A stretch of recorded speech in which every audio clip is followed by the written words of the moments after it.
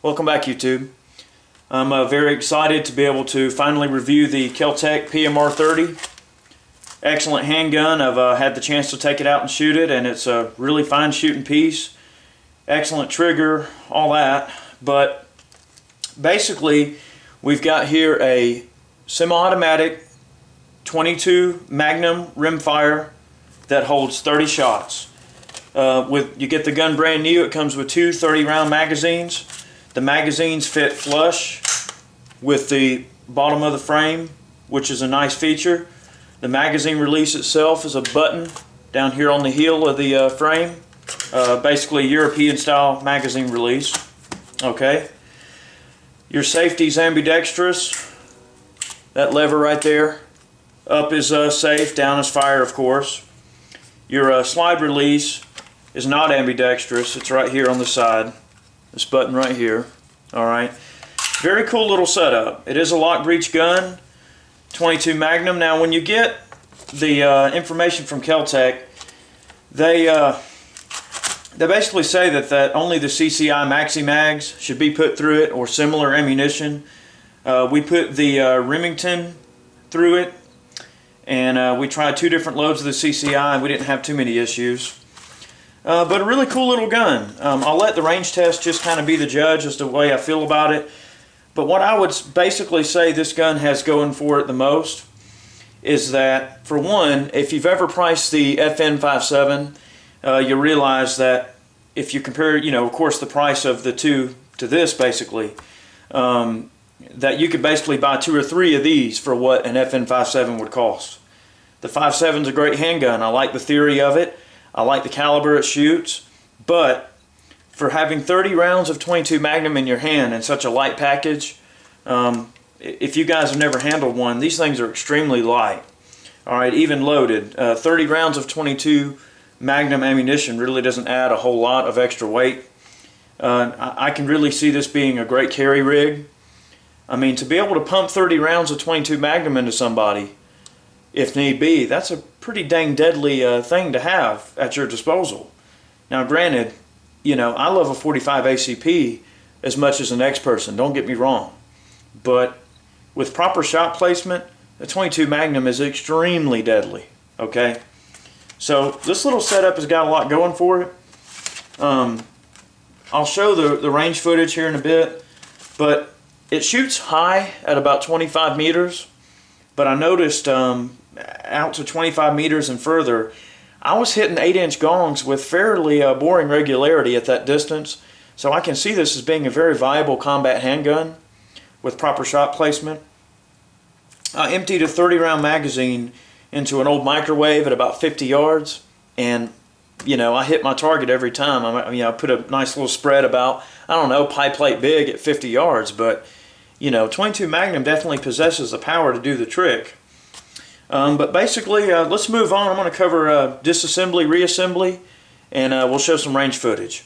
I'm real excited about this gun, and in future video, I hope that we can get out and do some formal accuracy testing. I'm real excited. It's a nice setup. Alright, very exciting day. Keltec PMR-30, 30-shot 22 Magnum, semi-automatic. Let's see how she runs.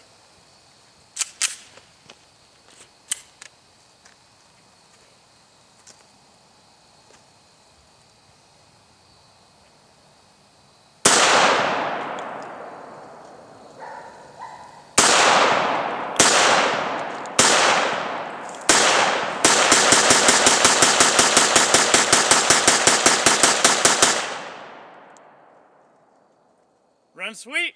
Yeah, other than the front sight launching itself after the 5th shot. Absolutely. Yeah, I watched that, but that's cool. It did run very well. Very well. I like it. And the lightweight, I think it's going to make an excellent little carry gun. I'd carry the heck out of one of these. If that thing will run as well as it did just then, that'll be awesome. Okay, that first magazine we dumped out of this thing, that was the CCI Maxi Mag. That's actually the loading that Keltec recommends for this pistol. We're going to fire some of the Remington Premier. We'll see how this stuff runs.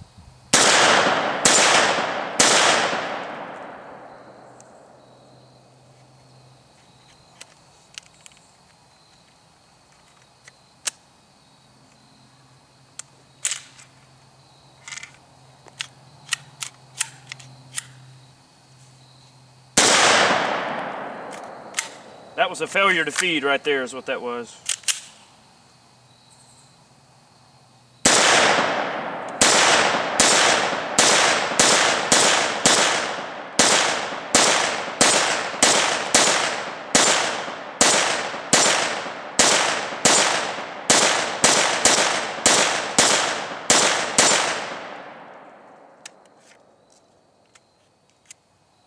Failure to feed.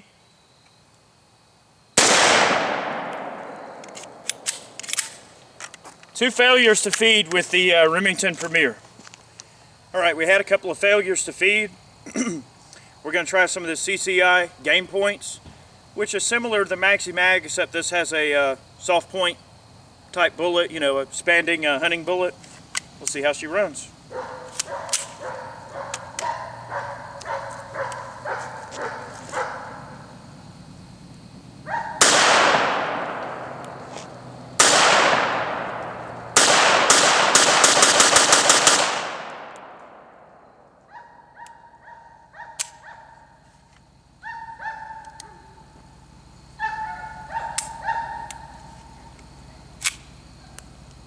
Failure to extract.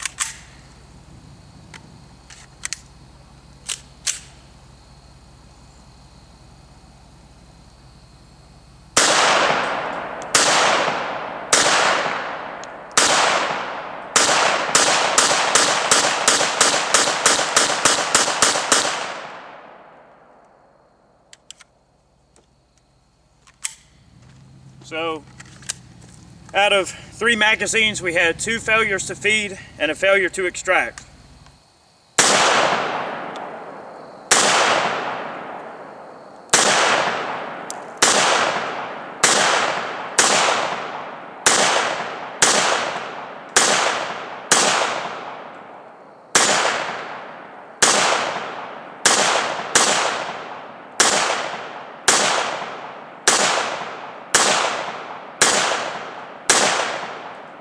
Disassembly for the PMR-30.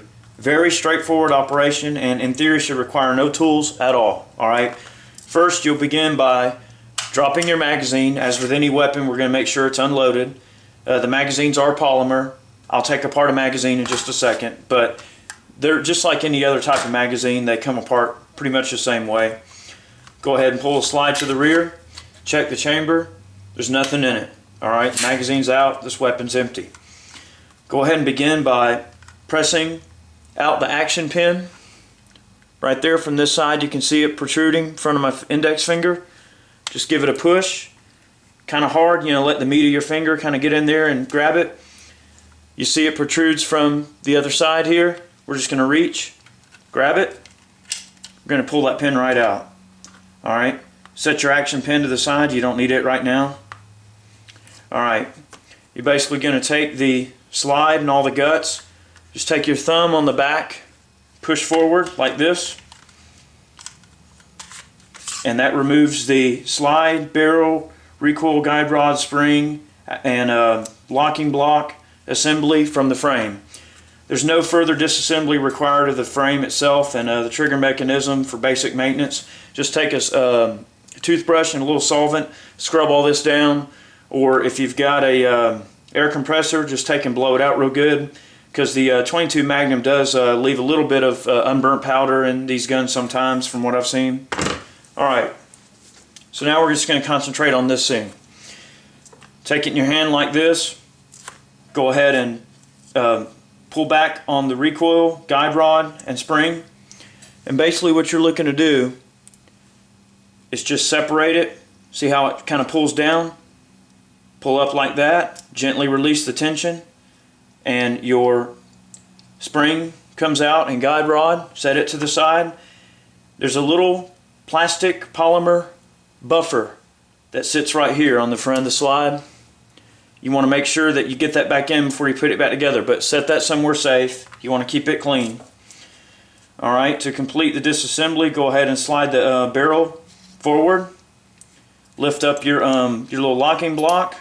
Alright, you'll see that there's these little recesses right here in the slide that actually hold these little tabs, the lugs on this block. Alright, lift your barrel up at about a 35-degree angle and pull it right out. that completes basic field stripping. Clean the gun from here and you're good to go. We'll go ahead and pull a magazine apart while we got it handy. I have these little dental picks laying around. They're real handy to be able to push in the little tab. Just like any other magazine, you have this tab here. Just take and push it down enough to clear the follower plate. Just take your thumb and push the follower plate forward until the tab will not rest in that slot. Go ahead and remove that follower off the magazine while holding your thumb over the bottom to compress the spring. Allow the spring to slowly decompress. You have your follower inside here and your magazine body. You go ahead and scrub all this stuff down and get it clean, oil it up, and we're going to reassemble. Alright, so reassembly, we're going to take the magazine body, put our follower back in there in the proper orientation. Alright, follow up with our spring, our little plate. We're just going to push it down and compress it. Alright, we're going to follow up with our little follower for the magazine. Just push it in place so the little tab locks in. Alright, we're good to go. Alright, that magazine is perfectly good. Set it off to the side. Take your slide, take your barrel, make sure that the 22 WMMR faces out, just like that. Alright, so you can see that there. Alright, move the barrel all the way forward. Place your little block back in there. Pull it to the rear. Take the recoil spring guide rod assembly. But first, make sure your little buffer's on there. The buffer just kind of stands in there.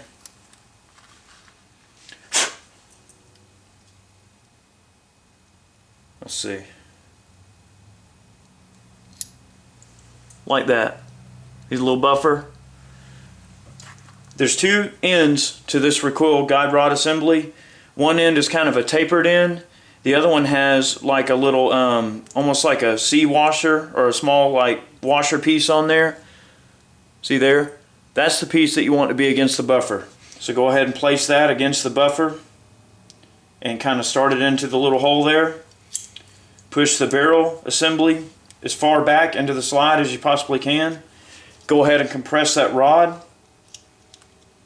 Might take you just a little bit of playing with. Go ahead and compress that rod, push it down into that recess, and this guy is back together and it's pretty much ready. Alright, so from here, take your frame, your slide, and it's just basically the reverse of taking it apart. Just match everything up real nice.